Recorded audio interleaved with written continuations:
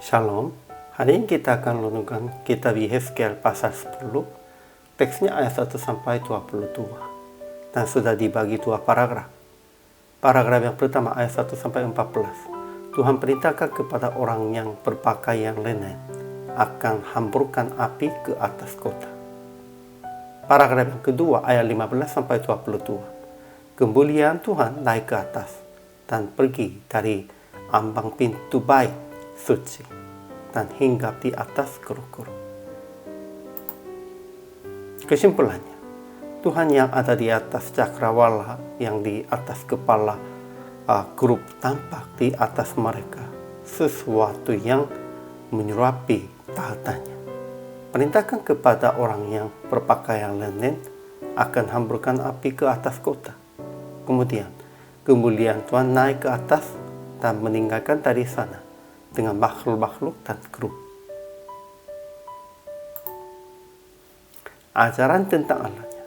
Pertama, Tuhan berkata kepada orang yang berpakaian linen itu, masuklah ke bawah kerup dari antara loda-lodanya dan penuhilah langkup tanganmu dengan bara api dari tengah-tengah kerup itu dan hamburkan ke atas kota itu. Itu sudah perintahkan menghakimi, menghukum kota Yerusalem. Kedua, kemuliaan Tuhan naik dari atas kerup dan pergi ke atas ambang pintu bait suci, dan bait suci ini dipenuhi oleh awan itu dan prataranya penuh dengan sinar kemuliaan Tuhan. Kemudian kemuliaan Tuhan pergi dari ambang pintu bait suci dan hinggap di atas kerup-kerup. Maksudnya, bait suci itu tidak lagi bait suci karena Tuhan sudah meninggalkan dari itu. Ajaran tentang manusianya. Pertama, Yehezkiel menulis tentang lupa-lupa kru-kru yang masing-masing mempunyai 4 muka. Muka yang pertama ialah muka kru, yang kedua ialah muka manusia, yang ketiga ialah muka singa, dan yang keempat ialah muka Raja Wali yang mempunyai 4 sayap dan tangan di bawah sayap. Tahta yang seperti permata, prajurit, kemuliaan Tuhan, dan loda-lodanya. Kedua, Yehezkiel berkata bahwa kelihatannya muka kru-kru adalah serupa dengan muka yang dia melihat di tepi sungai Kebar.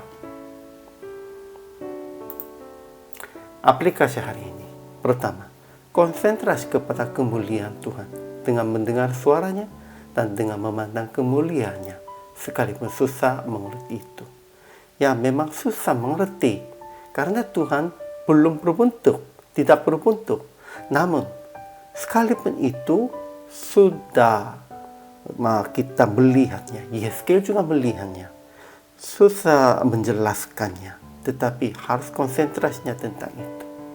Dan kedua, perhatikan orang-orang akan bertobat dan berbalik kepada Tuhan, karena sudah dekat hukuman Tuhan yang seperti bara api. Ya, kita harus menjelaskan tentang kemuliaan Tuhannya dengan pikiran dan dengan pengalamannya, tetapi juga harus perhatikannya, harus bertobat secepatnya supaya mereka berbalik. Akhirnya praktik hari ini, tetap usaha untuk menjelaskan kemuliaan Tuhan dan rencananya kepada jemaat dan sesama.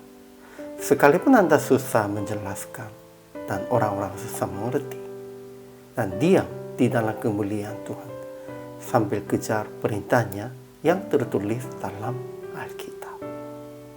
Inilah kewajiban hamba Tuhan dan semua orang percaya. Hari ini juga selama melayani, Tuhan Yesus memberkati.